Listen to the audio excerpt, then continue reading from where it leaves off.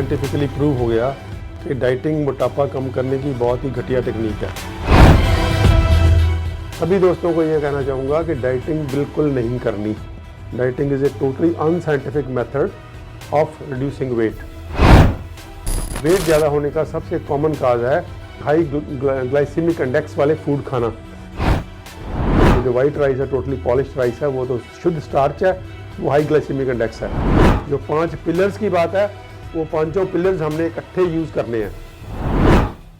दोस्तों नमस्कार, आज एक बार फिर आपके साथ रूबरू होने जा रहे हैं विश्व प्रसिद्ध डॉक्टर अमर सिंह आजाद जी, और आज बात करेंगे मोटापे के बारे में। जी हाँ, मोटापा एक ऐसी बीमारी जिसके कारण आपको बीपी हो जाता है, मोटापे के कारण आपको शुगर हो जाती है, मोटापे के कारण आपको घुटनों के अंदर दर्द होना शुरू हो जाता है, कमर का दर्द शुरू होने लग जाता है, आपके अंदर सुस्ती बढ़ जाती है, आपका ब्लड का सर्कुलेशन प्रॉपर तरीके से फ्लो नहीं कर पाता है पूरी बॉडी के अंदर, आपका डाइजेस्टिव सिस्टम वीक हो जाता है। मोटापा एक ऐसी बीमारी है कि वो एक के साथ एक चीज़ फ्री नहीं लेके आता, बल्कि अनेक चीज़ें फ्री लेके आता है। और डॉक्टर साहब का ये कहना है कि आप मोटापे से घबराएं नहीं, मोटापा चंद दिनों के अंदर दूर हो सकता है केवल और केवल डाइट के माध्यम से। और 5 पिलर के बारे में डॉक्टर साहब हमेशा बात करते हैं। आज हम इस वीडियो के माध्यम से जानेंगे कि वो 5 पिलर क्या हैं और किस प्रकार से आप घर पर रहकर आप मोटापे को दूर कर सकते हैं। डॉक्टर साहब हमारे दर्शकों को बताइए कि क्या वाकई मोटापा घर रहकर भी ठीक हो सकता है? जो लोग बड़ी बड़ी एक्सरसाइज करते हैं, जिम के अंदर जाते हैं, रनिंग करते हैं, साइकिलिंग करते हैं, डाइटिंग करते हैं, क्या वो सारी चीज़ें सही हैं? देखो, वो जो बातें की जा रही है ना, एक तो जो आप डाइटिंग की बात की आपने, डाइटिंग बिल्कुल ही अब साइंटिफिकली प्रूव हो गया कि डाइटिंग मोटापा कम करने की बहुत ही घटिया टेक्निक है जी। उसको यूज़ नहीं करना चाहिए, क्योंकि डाइटिंग से क्या होता है कि बॉडी वीक हो जाती है, और वीक बॉडी कभी भी कोऑपरेट नहीं करती है आपसे। वीक बॉडी फिर आपके अंदर पागलपन पैदा करेगी खाने का। आपका क्या होगा कि एकदम से तो आपका वेट कम हो जाएगा, आप बड़े खुश हो जाओगे, लेकिन 10, 15, 20 दिन, महीने के बाद बॉडी इतना पागलपन पैदा कर देगी खाने का कि उल्टा आपका वेट पहले से भी ज़्यादा हो जाएगा। तो ये अक्सर आपको ऐसे लोग मिलेंगे जो कहेंगे कि मैंने जी डाइटिंग की, पहले तो बहुत बढ़िया रहा, बाद में और भी ज़्यादा। बिल्कुल। तो मैं सभी दोस्तों को ये कहना चाहूँगा कि डाइटिंग बिल्कुल नहीं करनी। Dieting is a totally unscientific method of reducing weight. So पहली बात। दूसरी बात आ गई एक्सरसाइज की। एक्सरसाइज भी बहुत लोग ओवर एक्सरसाइज करते हैं, और ओवर एक्सरसाइज करके अपने आप को इंजर कर लेते हैं। एम्बिशियस होके वेट कम करने के लिए ओवर एक्सरसाइज भी नहीं करनी। एक्सरसाइज करनी है, मैं कोई एक्सरसाइज ये नहीं कह रहा कि एक्सरसाइज नहीं करनी, लेकिन एक्सरसाइज करनी है हेल्दी रहने के लिए। उतनी एक्सरसाइज करनी है जितनी आपकी बॉडी फील गुड देती है। जहाँ तक फील गुड की फीलिंग तक, आपको बॉडी को एग्जॉस्ट नहीं करना, आपको बॉडी को सजा नहीं देनी, पनिश नहीं करना। वेट कम करने के लिए वो मेथड भी नहीं चलेगा। आप कितनी देर पनिश करोगे? पनिश करोगे बॉडी बागी हो जाएगी। तो ये जो ओवर एक्सरसाइज है, ये भी रिकमेंडेड नहीं है, टोटली अनसाइंटिफिक है। तीसरा, जो डॉक्टर एलोपैथी में कर रहे हैं वो तो बहुत ही वाहियात है, सिर्फ साइंटिफिक ही नहीं है। वो जो पेट का आधा हिस्सा काट देते हैं भूख कम करने के लिए, या काट के फैट निकालते हैं, वो बहुत ही अनसाइंटिफिक और डैमेजिंग टेक्निक है। वो प्रूव हो चुका है कि उससे आपका वेट तो कम हो जाएगा, भूख कम हो जाएगी, तो आप कम खाने लगेंगे तो वेट कम हो जाएगा। लेकिन वो इतना डैमेजिंग टेक्निक है कि आपकी बॉडी को तो नरिशमेंट चाहिए। तो आपका अगर पेट ही काट दिया उन्होंने, तो पेट काटने से क्या होगा कि आपकी बॉडी को नरिशमेंट भी नहीं मिलेगी, तो आप उल्टा जल्दी मरोगे। तो आपको वो जल्दी मारने का एक बड़ा बढ़िया टेक्निक है। इसलिए वो जो सर्जरी करते हैं पेट काटने वाली या फैट निकालने वाली, वो भी ना सिर्फ अनसाइंटिफिक है, टोटली वाहियात है। और अब आए हम कि क्या टेक्निक है, क्या वेट कम करने का टेक्निक क्या है, क्यों वेट ज़्यादा होता क्यों है? पहली बात तो होता ही क्यों है। वेट ज़्यादा होने का सबसे कॉमन काज है हाई ग्लाइसेमिक इंडेक्स वाले फूड खाना। हाई ग्लाइसेमिक इंडेक्स का क्या मतलब है? वो खाने जो शुगर की पीक मारते हैं, एकदम से पीक मारते हैं। उसके पीछे इंसुलिन की पीक लगती है, और इंसुलिन सिर्फ शुगर को पचाने का ही एक हार्मोन नहीं है, वो मोटापा करने का भी हार्मोन है, तो वो ग्रोथ हार्मोन भी है। तो इसलिए जब शुगर हाई जाएगी, एकदम से पीक बजेगी, तो वो बॉडी के लिए अलार्म होता है, बॉडी के लिए इमरजेंसी होती है, उसके पीछे इंसुलिन की पीक मारनी पड़ती है बॉडी को। उससे क्या होता है कि आपकी बॉडी का वेट बढ़ता है। तो इसलिए सबसे ज़रूरी बात है कि हम हाई ग्लाइसीमिक इंडेक्स फूड ना खाएं। हाई ग्लाइसीमिक इंडेक्स का क्या मतलब है? जो चीनी वाली चीज़ें हैं, जो चीनी से बनी हुई चीज़ें वो नहीं खानी, जो आर्टिफिशियल मीठा है वो नहीं खाना, उसमें फल शामिल नहीं है। फल का मीठा मोटापा नहीं करता, चाहे वो केला भी हो, चीकू भी हो, जो भी हो, तो फल का मीठा मोटापा नहीं करता। लेकिन जो आर्टिफिशियल जो पर्टिकुलरली जो दानेदार चीनी है, दानेदार चीनी तो बहुत ही एक मीठी चीज़ों में सबसे घटिया चीज़ जो है वो दानेदार चीनी है, वो नहीं खानी हमको। अगर थोड़ा बहुत खाना है तो पाम जैगरी, खजूर का गुड़ या गन्ने का जो गुड़ शक्कर है, अगर ऑर्गेनिक मिल जाए तो बहुत बढ़िया, और दानेदार चीनी बिल्कुल भी नहीं। दूसरी बात आगे फास्ट फूड्स की। फास्ट फूड जितने भी हैं वो हाई ग्लाइसेमिक इंडेक्स फूड्स हैं, वो नहीं खाने। तीसरी बात आ गई मिठाइयाँ, ट्रीट्स, आइसक्रीम, केक्स, पेस्ट्रीज, मिठाइयाँ, ये नहीं खाने। कोल्ड ड्रिंक्स बहुत ही ज़्यादा शुगर होती है उनमें, बहुत ज़्यादा हाईली शुगरी है वो, चाहे वो रियल जूसेस भी क्यों ना हो। रियल जूसेस का मतलब ये नहीं कि वो रियल है, वो सिर्फ आपको धोखा देने के लिए उनका नाम रियल रखा गया है। कोई बॉटल बंद जूस रियल जूस नहीं होता, वो सब एसेंस डाले हुए हैं, और ना भी एसेंस डाले हो तो भी वो उनमें चीनी बहुत ज़्यादा है, शुगर बहुत ज़्यादा है। तो इसलिए अगर जूस पीना है तो फ्रेश खुद निकाला हुआ जूस पीना है, चाहे वो गन्ने का भी हो तो भी नुकसान नहीं करेगा, लेकिन ताज़ा निकाला हुआ। तो इसलिए जो हाई ग्लाइसेमिक इंडेक्स फूड सबसे पहले वो नहीं खाने। हमको क्या खाना है? High fibre diet. उसमें दूध, पर्टिकुलरली जो है दूध और गेहूं और वाइट राइस, ये 3 चीज़ें हैं मुझे लगता है हमको अपनी डाइट में से निकाल देनी चाहिए। बहुत ही स्ट्रिक्टली दूध और दूध की बनी हुई चीज़ें, उससे थोड़ा सा कम स्ट्रिक्टली व्हीट, और उससे थोड़ा सा और कम वाइट राइस कभी कभी अगर इमरजेंसी में खाने पड़ते हैं कोई बात नहीं, लेकिन वो भी कोशिश करें कि ब्राउन राइस या ब्लैक राइस या रेड राइस खाएं, जो छिलके वाले राइस होते हैं। वो जो वाइट राइस है, टोटली पॉलिश्ड राइस है, वो तो शुद्ध स्टार्च है, वो हाई ग्लाइसेमिक इंडेक्स है। तो इसलिए कभी कभी सिर्फ इमरजेंसी में आप थोड़े बहुत चावल खा सकते हो, लेकिन रूटीन में नहीं खाने। तो रूटीन में अनाज का बदल क्या है? हमारे पास बहुत बढ़िया बदल है अनाज के, वो है सबसे बढ़िया 5 मिलेट्स, जो डॉक्टर जो खादरवली जी बताते हैं, उनका जो श्रीधानिया, वो उन्होंने प्यार से, रिस्पेक्ट से, इज्जत से उन्होंने उन 5 अनाजों को नाम दिया श्रीधानिया। वो हैं कोदरा, कुटकी, कंगनी, हरी कंगनी और स्वांख। ये हाई फाइबर मिलेट्स हैं। उसके 2 नंबर पे आते हैं जिनको वो न्यूट्रल मिलेट्स बोलते हैं। ये पॉजिटिव मिलेट्स हैं, पॉजिटिव अनाज हैं। और न्यूट्रल अनाज में से हमारे पास बहुत ही बढ़िया अनाज हैं, ज्वार, जौ, मक्की और बाजरा। ये हमारे कॉमन अनाज हैं जो हमारे समाज में खाए जाते हैं। अभी रागी आ गया, रागी भी के लिया जा सकता है। किनुआ मार्केट में अवेलेबल है, किनुआ, चुलाई का आटा अवेलेबल है मार्केट में। तो ये चीज़ें जो हैं ये हम लोग खा सकते हैं, लेकिन सबसे उत्तम है हमारे पास 5 श्रीधानिया के जो मिलेट्स हैं। अगर वो खाएंगे तो मोटापा कम होगा कितना? 3 किलो 4 किलो हर महीने कम होगा, और लगातार होता रहेगा जब तक आपका वेट नॉर्मल नहीं आता। तो उसके साथ आप मोटापे के लिए आपको थायराइड टेस्ट करवाना है, क्योंकि थायराइड अगर साथ में होगा तो थायराइड वाले का मोटापा नहीं कम होता। तो इसलिए थायराइड को भी साथ में ट्रीट करना पड़ेगा। उसका ट्रीट करने के लिए थोड़े से डाइट के अलावा थोड़े से हर्बल को क्या हेल्प लेनी पड़ती है, और मोटापे के लिए भी हमको थोड़ा सा मेडिसिनल प्लांट्स की हेल्प लेनी पड़ती है। जो 5 पिलर्स की बात है, वो 5 पिलर्स हमने इकट्ठे यूज़ करने हैं। 5 पिलर्स कौन से हैं? सबसे पहला पिलर और सबसे मोटा पिलर है डाइट। अगर डाइट जैसे मैंने बताया ठीक खाएंगे, हम लोग डाइट ठीक खाएंगे, 50% रॉ फ्रूट और सलाद और चटनी और जूसेस, और जो ड्राई फ्रूट्स हैं और स्प्राउट्स हैं, ये रॉ हो गए, और बाकी का 50% स्टीम्ड या हल्का फुल्का बॉयल किया हुआ या हल्की फुल्की आंच पे बनाया हुआ कुक्ड फूड। तो ये डाइट होगी मोटा। और नंबर 2 पे आते हैं मेडिसिनल प्लांट्स, दवा पौधे बहुत ही वंडरफुल प्लांट्स होते हैं।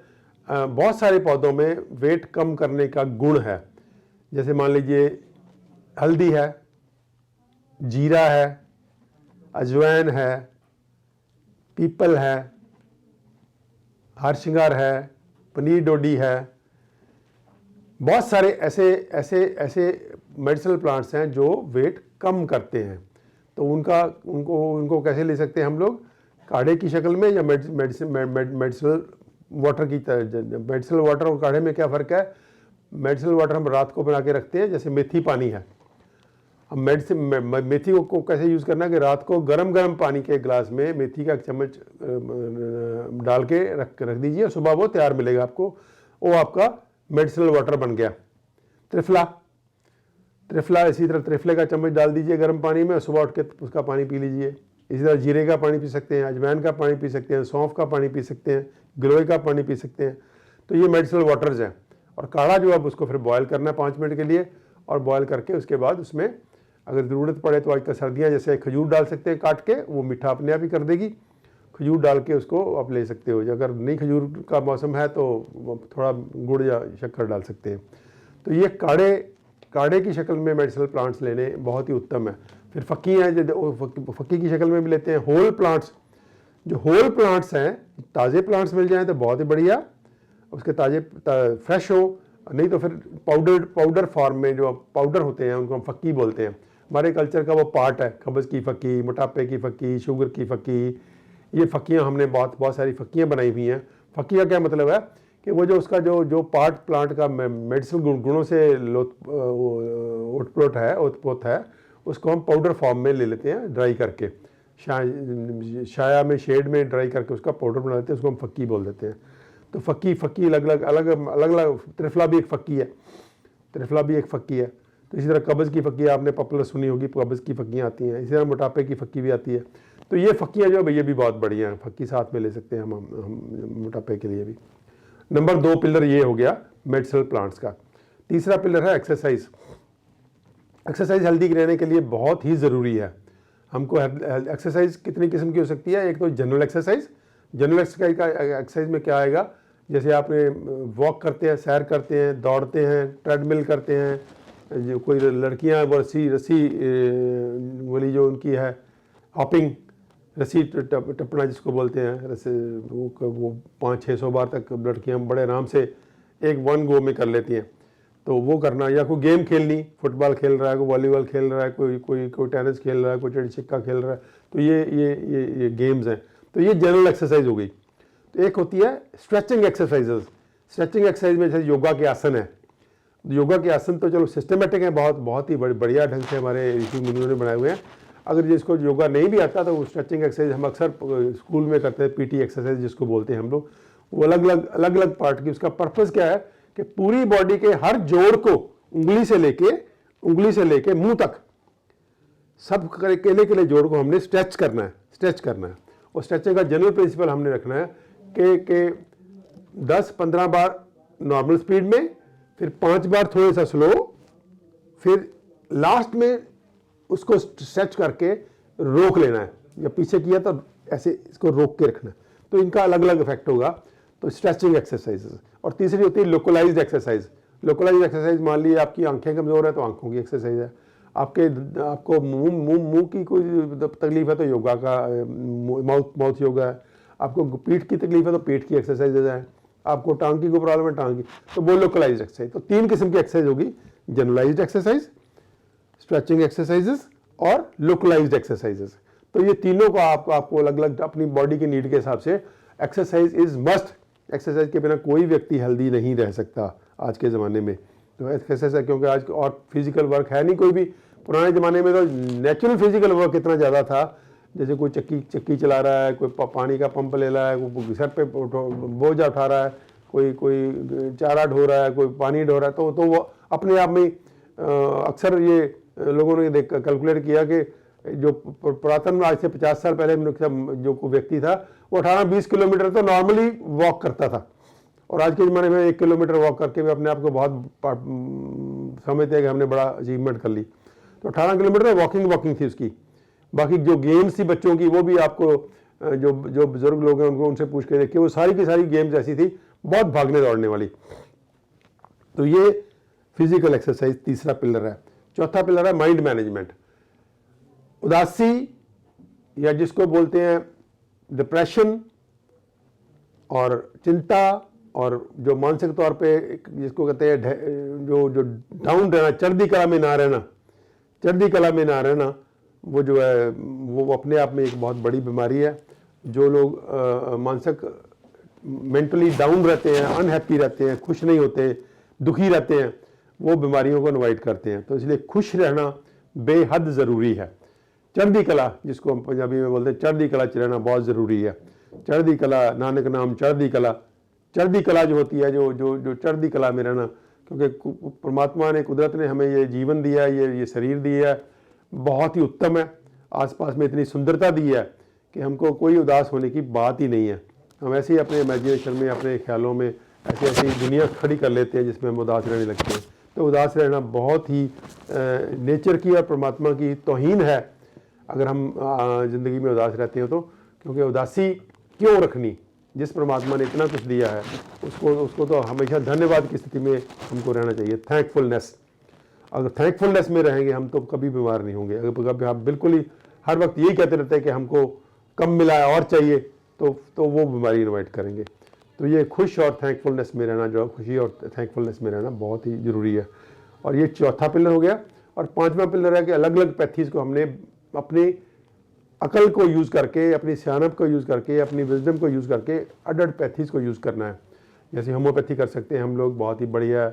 आयुर्वेद कर सकते हैं, एक्यूप्रेशर कर सकते हैं, योगा को कर सकते हैं, नेचुरोपैथी को कर सकते हैं।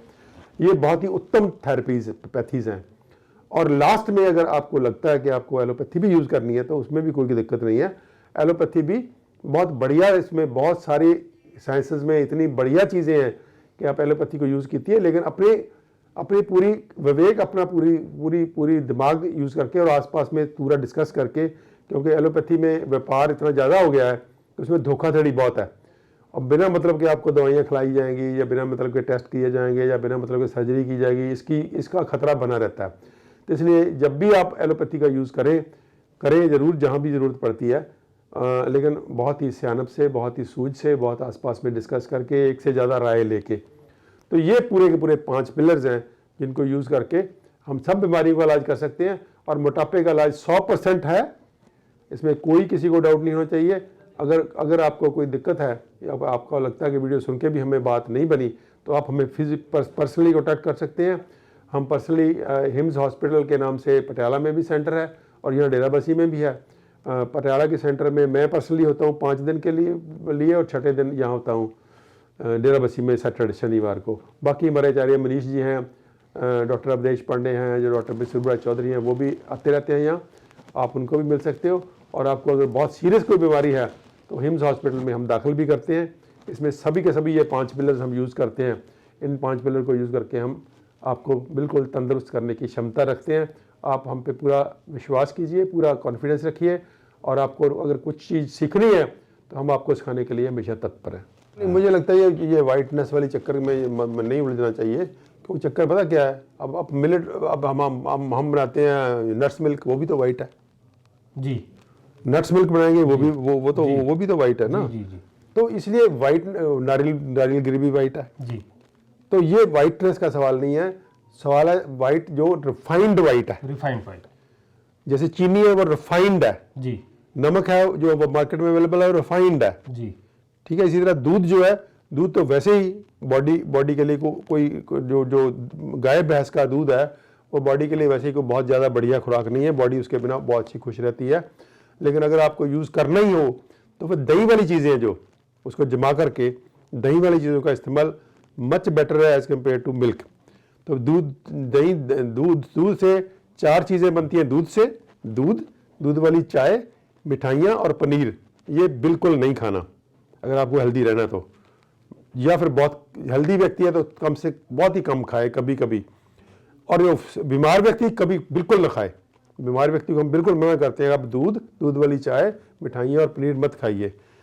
लेकिन जो थोड़ा सा कम बीमार है या हेल्दी है उसको हम कहते हैं कि आपको अगर बहुत ज़्यादा क्रेज़ है, ज़रूरत नहीं है, उसकी भी ज़रूरत नहीं है, लेकिन अगर आप बहुत क्रेजी हो दूध वाले प्रोडक्ट्स के लिए तो दही, लस्सी, मक्खन या उसके बना हुआ दही से बनी हुई चीज़ें, वो क्लासिकल ढंग से, पुराने ढंग से, पहले दही जमाना है, फिर उसकी लस्सी बनानी है, उसके फिर उससे मक्खन निकालना है, मक्खन से घी बनाना है। तो ये जो क्लासिकल चीज़ें हैं वो रिलेटिवली कम नुकसान करती हैं। एक बात जो मैं भूल गया का बतानी कि जो जिम जाते हैं लोग, उनको जिम डाइट बिल्कुल नहीं लेनी। जिम डाइट में इतने ज़्यादा व्यापार है कि वो इतने अनसाइंटिफिक और इतने हार्मफुल प्रोडक्ट्स हैं उनके, और इतनी बड़ी इंडस्ट्री हो गई। वो जोर ज़बरदस्ती वो जिम वाले बच्चों के ऊपर ठूसते हैं, उनको ये कह के आपके मसल्स बन जाएंगे, और जिम डाइट खिलाते हैं। और जिम वाले इतना डैमेज कर रहे हैं अपनी बॉडी को, और ग्रॉसली डैमेज करते हैं। बहुत सारे बच्चे यंग डेथ्स हो रही हैं, और बहुत सारे बच्चों का जो बॉडी अब फीमेल लाइक हो जाती है लड़कों की, और उसमें इम्यून ब्रेस्ट डेवलपमेंट आने लगती है, उसमें दूध निकलने लगता है। यहाँ तक हमने हार्मोन डिस्टर्ब होते देखे हैं उनके, और किडनीज खराब होने लगती हैं। तो ये जिम डाइट को टच नहीं करना। और दूसरी बात, एक्सेसिव प्रोटीन्स, दर्जन दर्जन अंडे खा रहे लोग, दूध पी रहे किलो के हिसाब से, ये बहुत ही वाहियात और रॉन्ग एडवाइस है। इसको नहीं फॉलो करना। हमको प्रोटीन्स नेचुरल बैलेंस जितने हमारी नॉर्मल डाइट में होते हैं उतने ही चाहिए। जो लोग एक्सेसिव प्रोटीन्स लेते हैं वो अपने आप को पॉजिटिवली हार्म कर रहे हैं। और जिम डाइट में बहुत ही खतरनाक और अनसाइंटिफिक ही नहीं, खतरनाक डाइट है। इसलिए जिम डाइट तो बिल्कुल भी नहीं खानी, और एक्सेसिव प्रोटीन्स भी नहीं खाने। लेकिन डॉक्टर साहब, जैसे आपने अभी बताया कि दूध आपकी बॉडी के लिए नुकसानदायक है, गाय का है ये भैंस का, दोनों ही चीज़ें नुकसानदायक है। लेकिन अगर हम घर पे जाके ये बात करते हैं कि पिताजी से बात करते हैं, तो वो कहते हैं आपके दादा हमेशा पीते रहे, हमारे परदादा पीते रहे, हम पीते रहे, तो जब तक आप दूध नहीं पियोगे तो कई लोगों की धारणाएं हैं कि आपका सवेरे पेट ही नहीं साफ होना। तो ये चीज़ को कैसे, इस मत को कैसे हम दूर कर सकते हैं जो ये मिथ बना हुआ है? देखिए, जब दूध की हम बात कर रहे हैं, ना तो पुरातन मनुष्य है वो, ना वो दूध है, ना वो मनुष्य है। दोनों बदल गए हैं। मनुष्य भी बदल गया, क्योंकि वो मनुष्य तो बहुत हार्ड वर्किंग था, वो सब कुछ हजम कर लेता था। उसकी जब मैंने जैसे बात की कि 18 किलोमीटर 20 किलोमीटर तो उसकी वॉक थी जी। उसके अलावा फिजिकल वर्क था, उसके अलावा बहुत सारी ऐसी एक्टिविटी थी जो घर में वो करते थे। इतना ज़्यादा, मान लीजिए जैसे वो लोग हंसते थे खिलखिला के और कलकारियाँ मारते थे, वो अपने आप में एक्सरसाइज थी जी। जैसे बच्चे खेलते थे, बच्चों की जो गेम्स थी पुरानी, वो इतनी हार्ड थी वो कि मुझे याद है, मैं अपने बचपन में हम खेलते खेलते दरख्त पे दौड़ करके दरख्त पे चढ़ जाते थे, फिर नीचे उतरते थे, और ऐसे चढ़ जाते थे जैसे कोई बंदर चढ़ता हो जी। तो ये वो वाला मनुष्य अब नहीं है, हमको ये याद रखना चाहिए। और ना वो दूध है, क्योंकि वो दूध बिल्कुल नेचुरल था। वो गाय भैंस बाहर जंगल में चरने जाती थी, और बाहर से वो 100 किस्म के पौधे जो मेडिसिनल प्लांट से गुणों से उत्पन्न थे वो खाती थी, और उनका सबका सेंस जो था वो उसके दूध में आता था। और लेकिन आज का जो गाय भैंस है वो क्या खाता है? वो खुली दौड़ती फिरती थी। आज की गाय भैंस वो 24 घंटे एक जगह बंधी रहती है। एक बात, वो इतनी स्ट्रेस में है, वो ना तो हम खोलते हैं उसको। और दूसरी बात, वो जो खाती है क्या है, वो एक डाइट है, जिसको फीड बोलते हैं। वो फीड इतनी खतरनाक है कि उसमें भांत के केमिकल्स डाले हुए हैं। वो स्टोर में जितनी ज़्यादा रिजेक्टेड जो गंदा गल सड़ जाता है अनाज, वो ला जाके एनिमल फीड में डाल देते हैं और फिर उसको खिलाते हैं। तो ये पूरे का पूरा उसमें इतने पेस्टिसाइड हैं, इतना कुछ उसमें जहर है उसमें। तो ये, और मार्केट में जो दूध मिल रहा है, ये सर्वेज ने बताया कि 25% दूध हर वक्त पूरे के पूरा साल 1/4 मिल्क जो है वो नकली होता है। तो ये पैकेट का जो आज के ज़माने में ज़्यादातर लोग पैकेट का दूध यूज़ कर रहे हैं। तो ये दूध ना तो वो दूध है ना वो इंसान है, इसलिए वो कंपैरिजन ठीक बनता नहीं है। आज के मनुष्य के लिए यही है कि आप दूध वाली चीज़ें मत लीजिए। अगर आपको लगता है कि आपका दूध बिल्कुल सही है, शुद्ध है, तो फिर आपको अगर बहुत शौक है तो वो दही वाली चीज़ें ले लीजिए। तो दर्शकों, आज आपने देखा कि किस प्रकार से आप घर पे रह के अपने स्वास्थ्य को सही कर सकते हैं अपनी डाइट के माध्यम से, एक्सरसाइज के माध्यम से, और जो 5 pillar management, mind management, diet management और पिलर बताए, उसके माध्यम से आप स्वस्थ रह सकते हैं। तो हम सबका एक ही उद्देश्य है कि आप स्वस्थ रहें, सुखी रहें। अगर फिर भी आपको किसी भी समस्या से अगर आप परेशान हैं और अधिक जानकारी लेना चाहते हैं, तो नीचे दिए गए नंबर पर आप कॉल कर सकते हैं। डॉक्टर विशेषज्ञ आपसे बात करेंगे, राय करेंगे और आपकी बीमारी का जड़ से समाधान करेंगे। आज तक के लिए इतना ही। एक बार फिर अगली मुलाकात अगली वीडियो के अंदर होगी एक नए किस्से नए मुद्दे के ऊपर। तब तक के लिए धन्यवाद, बहुत बहुत धन्यवाद डॉक्टर साहब आपका। धन्यवाद जी सबका।